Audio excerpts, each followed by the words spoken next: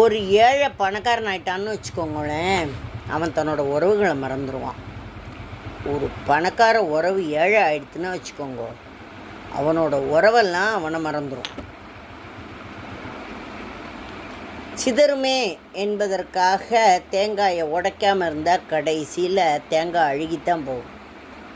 உறவுகள் சிதறும் என்பதற்காக சில விஷயங்களை உடைத்து பேசாமல் இருந்தால் கடைசியில் அழுகதான் மிச்சமாகும்.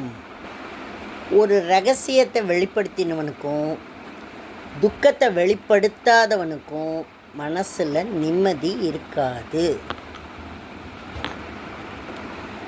வாழ்க்கையை பற்றி நன்னா நீங்கள் தெரிஞ்சுக்கணும்னா நாம் 3 இடங்களுக்கு செல்லணும். ஒன்று எங்கன்னா ஹாஸ்பிட்டல், 2வது எங்கன்னா ஜெயிலு, 3வது எங்கன்னா சுடுகாடு. ஆரோக்கியத்தை விட மற்ற எதுவுமே பெரிதில்லை என்பதை மருத்துவமனை புரிய வைக்கும். சுதந்திரத்தை விட விலைமதிப்பானது எதுவும் இல்லை என்பதை சிறைச்சாலை புரிய வைக்கும். உயிரோடு வாழ்வதை விட பெருசு எதுவுமே இல்லைங்கிறத சுடுகாடு புரிய வைக்கும்.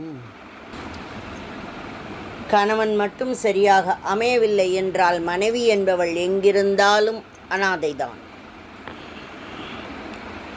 வார்த்தை என்பது லேடர் மாதிரி, நீங்கள் பயன்படுத்துவதை பொறுத்து ஏற்றியும் விடும் இறக்கியும் விடும். Careful with words.